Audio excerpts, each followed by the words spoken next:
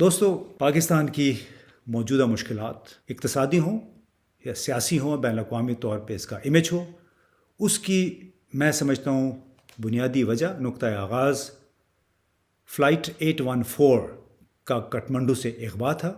और 31 दिसंबर को विवेक काजू साहब ने कहा मुझे एक टर्मिनल के बाहर कि आप लोगों ने हमारे साथ जो किया है वो हम सह लेंगे, लेकिन हम आपके साथ जो कर सकते हैं आप नहीं सह सकेंगे। आपके पड़ोस में लाहौर से 150 किलोमीटर के फासले पे दुनिया ही अलग है। बात दुनिया ही अलग है। $600 बिलियन उनका, 600 बिलियन उनका नेटवर्क, उनका फॉरेन एक्सचेंज 600 बिलियन। चंद्रयान पे जा चुके हैं, अदित्य 1 उन्होंने छोड़ दिया है। वहां से इंडियन इंस्टीट्यूट ऑफ टेक्नोलॉजी से बच्चा पढ़ के निकलता है, उस यहां पे आप वर्ल्ड बैंक का हेड बन जाता है। आपके डायस्पोरा की हालत तो देखें जरा। जो बच्चा मंडी बहाउद्दीन से पैदल चलता है, किश्तियों में आधे मर जाते हैं, आधे टर्की पहुंच जाते हैं, आधे यूनान पहुंच जाते हैं, आप उसको डायस्पोरा कहते हैं आप? नमस्कार दोस्तों, जय हिंद। तो दोस्तों, आजकल जो पाकिस्तान के हालात हैं कि पूरी दुनिया में पाकिस्तान भीख मांगता फिर रहा है। हालांकि भीख तो पाकिस्तान को मिल जाती है, लेकिन नाक रगड़ने के बाद में या फिर दुनिया के सामने गिड़गिड़ाने के बाद में पाकिस्तान को जो है भीख मिलती है। अब जो पाकिस्तान के हालात हैं दोस्तों, आपको भी पता है कि पाकिस्तान के खुद के कर्मों की वजह से पाकिस्तान ने हमेशा भारत के अंदर टेररिज्म को करवाया, टेररिज्म को सपोर्ट किया। अपने मुल्क में टेररिज्म मतलब दहशतगर्दों को पनाह दी, उनको पाला, सपोलों को दूध पिलाया। वही सपोले आज पाकिस्तान के अंदर सबसे ज़्यादा धमाका कर रहे हैं। मतलब कि पाकिस्तान ने जो बीज बोया वही पाकिस्तान आज काट रहा है। और आजकल पाकिस्तानियों को वो 1999 वाली बात जो कि विवेक काजू साहब ने, जब हमारे इंडियन एयरलाइन के प्लेन को हाईजैक किया गया था कांधार में, उस टाइम पे उन्होंने बोला था कि भाई इसको तो हम तो झेल लेंगे, लेकिन इसके बाद में हम तुम्हारे साथ जो करेंगे उसको तुम लोग झेल नहीं पाओगे। तो वही पाकिस्तानी आजकल वही याद कर रहे हैं, जैसा कि आपने इंट्रो में देखा कि पाकिस्तान आज वही अपने कर्मों का फल भुगत रहा है। बाकी आप ये इंटरेस्टिंग वीडियो एंजॉय करें। वीडियो पसंद आए तो लाइक करना, चैनल को अभी तक आपने सब्सक्राइब नहीं किया तो प्लीज़ चैनल को सब्सक्राइब जरूर कर लेना। अब कंधार हाईजैकिंग में हुआ क्या था? मुतालबा ये था कि मुश्ताक जरगर, अहमद उमर सईद शेख, मौलाना मसूद अजहर को रिहा किया जाए। वो उस वक्त वो इंडियन जेलों में थे। भारतीय हुकूमत मजबूर हुई रिहा करके कंधार लाया गया। कंधार से ये लोग पाकिस्तान आ गए। मौलाना मसूद अजहर पाकिस्तान आए कंधार से। यहाँ पे जैश ए मोहम्मद की बुनियाद रखी उन्होंने।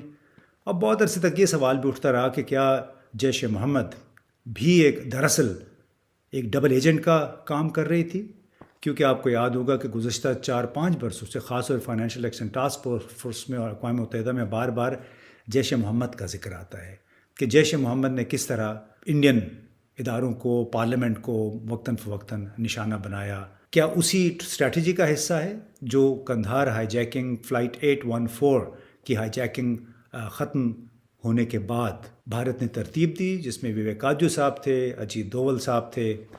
तो दोस्तों, पाकिस्तान की मौजूदा मुश्किलात इक़्तिसादी हों या सियासी हों, बैन अवी तौर पर इसका इमेज हो, उसकी मैं समझता हूँ बुनियादी वजह नुक्ता आगाज़ फ़्लाइट 814 का काठमांडू से अगवा था। और ख़ात्मा उस किस्से का हुआ 30 दिसंबर 1999 को कंधार में, यानी उस हाईजैकिंग का। और 31 दिसंबर को विवेक काजू साहब ने कहा मुझे एक टर्मिनल के बाहर कि आप लोगों ने हमारे साथ जो किया है वो हम सह लेंगे, लेकिन हम आपके साथ जो कर सकते हैं आप नहीं सह सकेंगे। और वाक़ईतन ऐसा हुआ कि पाकिस्तान के साथ उसके बाद से मुसलसल जो हुआ है, जितनी बदनामी पाकिस्तान की हुई है, जो पाकिस्तान का इमेज बाहर बना है, वो यही है कि एक दहशतगर्दों या अस्करियत पसंदों की हिमायत करने वाला मुल्क है, अदम इस्तेहकाम का शिकार है, इसने सांप पाले हुए हैं। हालांकि उसमें किसी हद तक हकीकत है, चाहे वो हाइब्रिड वार आप कहें, उसको 5th जनरेशन वार कहें या प्रॉक्सी वार कहें। उसका आगाज़ कंधार हाईजैकिंग से हुआ। उस पर अमल दरामद अभी भी जारी है। हम आज भी भुगत रहे हैं जो पाकिस्तान की इस वक्त सूरत हाल है।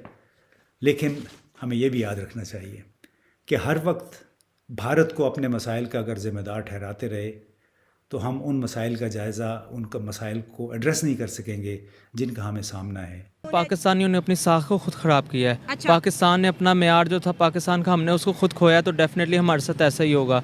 ये असल में गैर मुस्लिम जो हमारे कहने की ताकतें होती हैं, वो पाकिस्तान को या मुसलमानों को आपस में लड़ाने के लिए ये सारे मामला कर रहे हैं। अफ़गानिस्तान अपना स्ट्रॉन्ग हो रहा है हमारे पास, और अफ़गानिस्तान की स्ट्रॉन्ग हालत को देखते हैं आप, पाकिस्तान वो वाहिद हमारे पास एटॉमिक पावर है इस खित्ते में जिसकी तरह से सबको ख़तरा है कि कभी भी ये कुछ भी कर सकते हैं। अब ईरान और पाकिस्तान के ताल्लुकात क्योंकि बहाल थे, अच्छे थे, बेसिकली जब तक इसको ख़राब नहीं हम कर सकते, मैं समझता हूँ मेरी समझ के मुताबिक कि जब तक ये ईरान पाकिस्तान ताल्लुकात को हम ख़राब नहीं कर सकते तो इस खित्ते के अमन व अमान को डिस्टर्ब करना मुश्किल हो गया था।